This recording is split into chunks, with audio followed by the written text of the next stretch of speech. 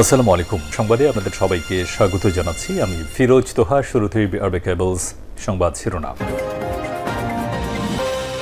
বাংলাদেশের সর্বশেষ গুরুত্বপূর্ণ আপডেট সংবাদে আপনাকে স্বাগত। শুরুতেই সংবাদ শিরোনাম, পরে বিস্তারিত।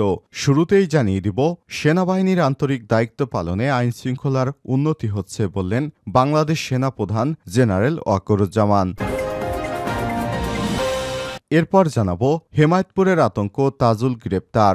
বৈষম্যবিরোধী ছাত্র আন্দোলনে ছাত্র হত্যা, মাদক চোরাকারবারি, চাঁদাবাজি ও দখলদারিত্ব সহ হাফ ডজন মামলার আসামি তাজুল ইসলাম তাজুকে গ্রেপ্তার করেছে র্যাব। এবারে জানাবো, বাংলাদেশের বিরুদ্ধে আন্তর্জাতিক সালিসি প্রক্রিয়া শুরুর হুঁশিয়ারি দিল এস আলম। এদিকে গোপালগঞ্জে বশেমুর বিপ্লবীতে দুই গ্রুপের সংঘর্ষে আহত 15। গোপালগঞ্জ বঙ্গবন্ধু শেখ মুজিবুর রহমান বিজ্ঞান ও প্রযুক্তি বিশ্ববিদ্যালয়ে প্রক্টর নিয়োগ নিয়ে দুই গ্রুপের মধ্যে সংঘর্ষের ঘটনা ঘটেছে। এতে শিক্ষক, শিক্ষার্থী সহ প্রায় 15 জন আহত হয়েছেন। জানাবো, দেশনায়ক বা রাষ্ট্রনায়ক না বলতে নেতাকর্মীদের নির্দেশ দিলেন তারেক রহমান। নামের পাশে দেশনায়ক বা রাষ্ট্রনায়ক সম্বোধন না করতে নেতাকর্মীদের নির্দেশনা দিয়েছেন বিএনপির ভারপ্রাপ্ত চেয়ারম্যান তারেক রহমান। আজ রাজধানীর কাকরাইল ডিপ্লোমা ইঞ্জিনিয়ার্স ইনস্টিটিউশনে এসব কথা বলেন তিনি। এ সময় তিনি ভার্চুয়ালি যুক্ত ছিলেন। এবং সর্বশেষ জানাবো, শ্রমিকদের বেতন পরিশোধে 60 কোটি টাকা ঋণ পাচ্ছে বেক্সিমকো গ্রুপ। বেক্সিমকো লিমিটেড সাম্প্রতিক শ্রমিক অসন্তোষ নিরসনের লক্ষ্যে শ্রমিকদের অক্টোবর মাসের বকেয়া বেতন পরিশোধের লক্ষ্যে অর্থঋণ দেওয়ার সিদ্ধান্ত নিয়েছে সরকার। আজ এক সংবাদ বিজ্ঞপ্তিতে সব তথ্য জানানো হয়। শ্রম কর্মসংস্থান মন্ত্রণালয় এবং অর্থ বিভাগ যৌথভাবে এই সিদ্ধান্ত গ্রহণ করেছে। প্রিয় দর্শক, এতক্ষণ শুনছিলেন সংবাদ শিরোনাম, এবারে বিস্তারিত। তবে তার আগে বন্ধুরা, অনুরোধ থাকবে সংবাদটিতে একটি লাইক দিন। এই চ্যানেলে আপনি নতুন হয়ে থাকলে আমাদের সংবাদটি দেখতে দেখতে চ্যানেলটি সাবস্ক্রাইব করে রাখুন। কমেন্ট করে আপনার মূল্যবান মতামত জানিয়ে দিন বন্ধুরা, আপনি বিশ্বের কোন দেশ থেকে বা বাংলাদেশের কোন স্থান থেকে আমাদের সংবাদটি দেখছেন এবং শুনছেন। এবারে বিস্তারিত। সেনাবাহিনীর আন্তরিক দায়িত্ব পালনে দেশে আইন শৃঙ্খলা উন্নতি হচ্ছে। সেনাপ্রধান। বাংলাদেশ সেনাবাহিনী দেশের আইন শৃঙ্খলা পরিস্থিতি উন্নয়নে অর্পিত দায়িত্ব আন্তরিকভাবে পালন করার অবস্থার কারণে দেশে আইন শৃঙ্খলা উন্নতি হচ্ছে। দেশের সার্বিক অবস্থা বিবেচনায় সব সেনা সদস্যকে ধৈর্য এবং পেশাদারিত্বের সঙ্গে বেসামরিক প্রশাসন এবং দেশের জনসাধারণকে সর্বাত্মক সহযোগিতা অব্যাহত রাখতে হবে। আজ এসজিপি এবং পিএসসি 7 পদাতিক ডিভিশন ও বরিশাল এরিয়া পরিদর্শনকালে সব কথা বলেন বাংলাদেশ সেনাবাহিনী প্রধান জেনারেল ওয়াকারুজ্জামান। আন্তঃবাহিনী জনসংযোগ পরিদপ্তর আইএসপিআর এর এক সংবাদ বিজ্ঞপ্তিতে সব তথ্য জানানো হয়েছে। বিজ্ঞপ্তিতে বলা হয়েছে, পরিদর্শনকালে সেনাবাহিনী প্রধান 7 পদাতিক ডিভিশন ও বরিশাল এরিয়ায় কর্মরত সব পদাতিক সেনা সদস্যদের উদ্দেশ্যে দরবার এবং সেনা কর্মকর্তাদের উদ্দেশ্যে অফিসার্স অ্যাক্সেস গ্রহণ করেছেন। সেনাবাহিনী প্রধান আশাবাদ ব্যক্ত করে বলেন, জনগণের আস্থার প্রতীক হিসেবে রাষ্ট্র প্রদত্ত ম্যাজিস্ট্রেসি ক্ষমতা বিচক্ষণতার সঙ্গে প্রয়োগ করতে হবে। দেশের শান্তি শৃঙ্খলা বজায় রাখতে প্রত্যেক সেনা সদস্যকে অত্যন্ত নিষ্ঠার সঙ্গে দায়িত্ব পালন করতে হবে। এ সময় তিনি বলেন, আধুনিক যুগোপযোগী প্রশিক্ষণের মাধ্যমে একবিংশ শতাব্দীর কঠিন চ্যালেঞ্জ মোকাবেলায় সবাইকে প্রস্তুত থাকতে হবে। জেনারেল ওয়াকারুজ্জামান আরও বলেন, নবনির্মিত সেনানিবাসের অবকাঠামো উন্নয়নের লক্ষ্যে 7 পদাতিক ডিভিশন চলমান বিভিন্ন প্রকল্প পরিদর্শন ও অগ্রগতি পর্যবেক্ষণ করেন। সেনাপ্রধানের পরিদর্শনকালে সেনা সদর ও বরিশাল এরিয়া ঊর্ধ্বতন সামরিক কর্মকর্তা ছাড়াও জুনিয়র কমিশনড অফিসার, অন্যান্য পদবীর সেনা সদস্য ও বেসামরিক কর্মকর্তা কর্মচারীরা উপস্থিত ছিলেন। হেমায়েতপুরের আতঙ্ক, তাজুল গ্রেপ্তার। বৈষম্যবিরোধী ছাত্র হত্যা, মাদক কারবারি, চাঁদাবাজি, দখলদারিত্ব হাফ ডজন মামলার আসামি তাজুল ইসলাম তাজুকে গ্রেপ্তার করেছে র্যাব। মঙ্গলবার 19 নভেম্বর রাতে তাকে সাভারের হেমায়েতপুর এলাকা থেকে গ্রেপ্তার করা হয়। র্যাব 4-এর সিপিসি 2-এর company commander major Jalib Mahmud Khan গ্রেপ্তারের বিষয়টি নিশ্চিত করেছেন। তিনি বলেন, তাজুল হাসান অনেক মামলার এজাহারভুক্ত আসামি। তাকে সাভার থেকে গ্রেপ্তার করা হয়েছে। স্থানীয় সূত্র থেকে থেকে জানা গেছে, সাভারের তেঁতুলঝোড়া ৬ নং ওয়ার্ড যুবলীগ কর্মী তাজুল ইসলাম তাজু তাকে হেমায়তপুরের জাদুরচর এলাকার মানুষ চেনে ফেন্সি তাজু নামে।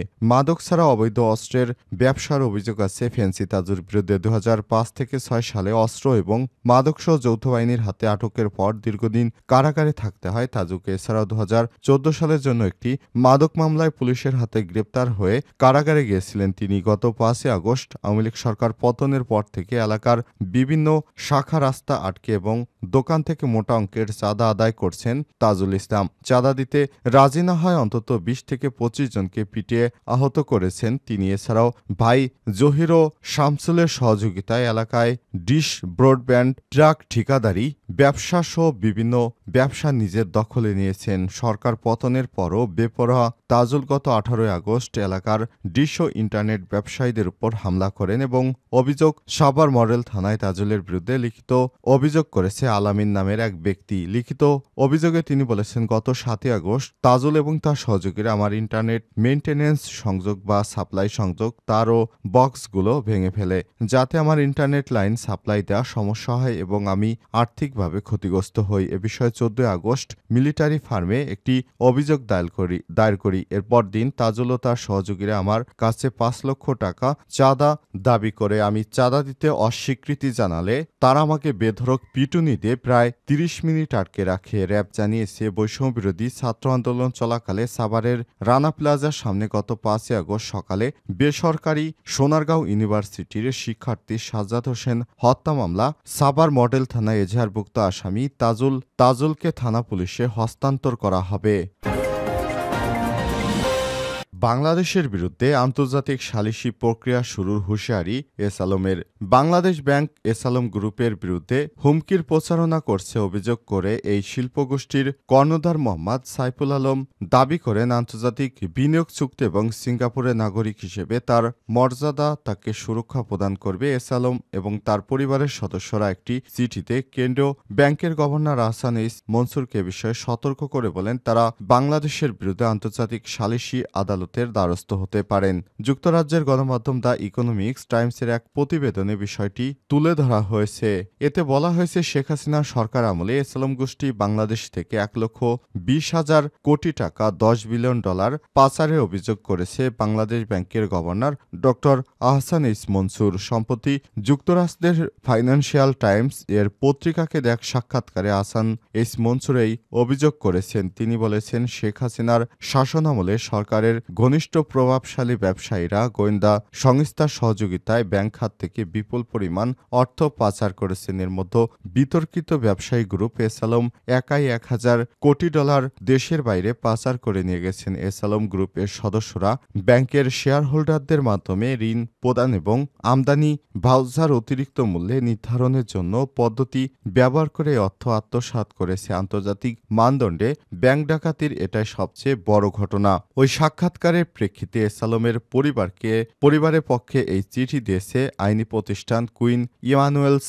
উকুহার্ট অ্যান্ড সালিভান। এই চিঠির একটি অনুলিপি ফাইন্যান্সিয়াল টাইমসের হাতে এসেছে। তাতে অভিযোগ করা হয়েছে, গভর্নর আহসান এইচ মনসুর এসালম গোষ্ঠীর বিরুদ্ধে জনসমক্ষে ভিত্তিহীন এবং উস্কানিমূলক বক্তব্য দিয়েছে। তার এই বক্তব্য এসালম গোষ্ঠীর বিরুদ্ধে ভীতি এবং প্রদর্শনমূলক আখ্যা দেওয়া হয়েছে। চিঠিতে আরও বলা হয়েছে, এসালম গোষ্ঠীর বিরুদ্ধে এসব অভিযোগ ভুল এবং মানহানিকর। চিঠিতে বলা হয়েছে, বাংলাদেশ ব্যাংকের গভর্নরের মন্তব্য বাংলাদেশ রাষ্ট্রের মন্তব্য হিসেবে গণ্য হবে। এতে আরও বলা হয়েছে, ১৯৮০ সালে বাংলাদেশের বিদেশি বেসরকারি আইন অনুসারে সিঙ্গাপুরের নাগরিক হিসেবে এসালম এবং তার পরিবারের অধিকার সুরক্ষা রয়েছে।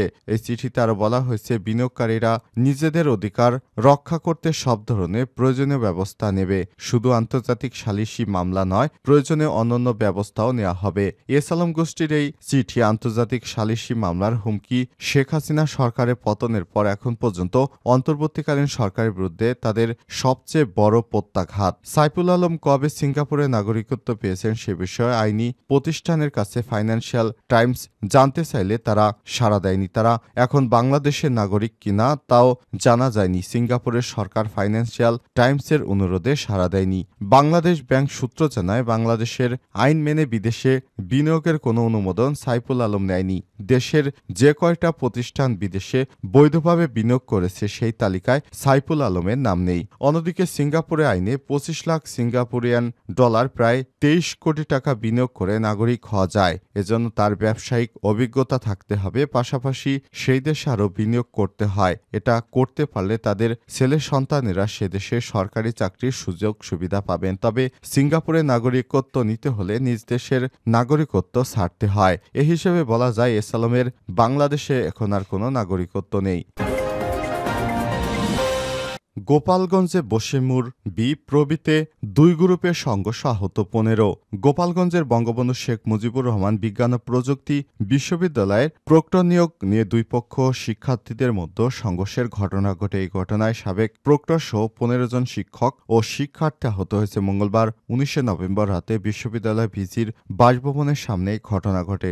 জানা গেছে ডক্টর মোহাম্মদ কামরুজ্জামানকে প্রক্টর থেকে বাদ দিয়ে ডক্টর আরিফুজ্জামান রাজীবকে প্রক্টর হিসেবে নিয়োগ দেয় বিশ্ববিদ্যালয় প্রশাসন। এতে এক গ্রুপ শিক্ষার্থী নতুন নিয়োগকৃত প্রক্টর ডক্টর আরিফুজ্জামান রাজীবকে বঙ্গবন্ধু পরিষদের নেতা উল্লেখ করে তার নিয়োগ বাতিলের দাবিতে ক্যাম্পাসে বিক্ষোভ মিছিল শুরু করেন। পরে মিছিলটি ভিসির কার্যালয়ের সামনে আসলে দুই পক্ষের মধ্যে সংঘর্ষ বাধে। এ সময় শিক্ষকেরা তাদের থামাতে গেলে তারাও আহত হয়। এই ঘটনায় দুই গ্রুপের অন্তত 15 জন আহত হয়েছে, শিক্ষক সহ।